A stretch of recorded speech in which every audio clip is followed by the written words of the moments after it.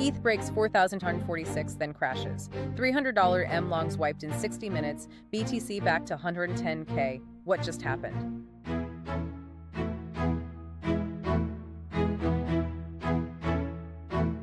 Welcome to your daily 5-minute crypto brief with Satoshi and Nova. Today is August 25th, 2025. I am Nova. I am Satoshi. Ethereum made headlines, didn't it? Yeah. Surging to a new all-time high on Sunday. It absolutely did. Briefly topping $4,945, I think, and reaching a market cap near $600 billion.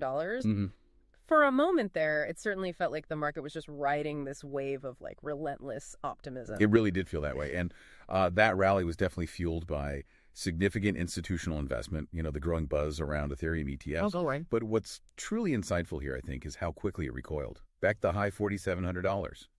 That rapid profit-taking, it just revealed the market's underlying psychological battle. Big money's coming in, sure, but short-term trading patterns and that hunt for quick gains, they still dictate these swift, sometimes pretty brutal corrections. Yeah. It's a clear reminder that even at an all-time high in a take, momentum can just shift on a dime. That's a really crucial observation. And it's that exact fragility, isn't it, that often precedes the next dramatic move, which Bitcoin certainly delivered. We saw that sudden flash sell-off, plunging to a 6-week low, around $110,600 for maybe $115,000. Yeah, roughly. What I found particularly striking was the ripple effect, that huge wave of liquidations. Yes, that event was a stark lesson in market mechanics. Just to clarify for you listening, liquidations happen when traders betting on prices going up, holding long positions. They have their automated leverage trades forcibly closed by exchanges because the price just tanks. Right, the margin calls, basically. Exactly. And in this instance, over $300 million in those long positions wiped out in just 1 hour, affecting more than 130,000 trading accounts. That's huge. It really underscores the risks, the inherent risks of high leverage and just the sheer volatility that even like blue chip cryptos like Bitcoin can experience. It sort of raises that question. Are investors maybe being too aggressive in a market that still demands caution? Good question. Even with things stabilizing around the $110,000 mark, it's a powerful signal. Definitely. Yet, amidst all this market turbulence, it's so important to remember that crypto story isn't only told in price swings. Sure. There were also these pivotal moments for mainstream adoption, like Ferrari. Ah, yes, Ferrari. The luxury car maker confirmed it's now accepting Bitcoin, Ether, and USD coin for car purchases in the U.S., and they converted instantly to traditional currency, to fiat, so there's no exchange rate risk for them. And crucially, no extra fees for the buyer, for you. And if we connect this to the bigger picture, Ferrari's move is more than just, convenience. It's a powerful signal. It tells us that major luxury brands are seeing genuine client demand for digital assets, and they're willing to integrate them right into their business model. That no extra fees part is particularly significant too. Why is that?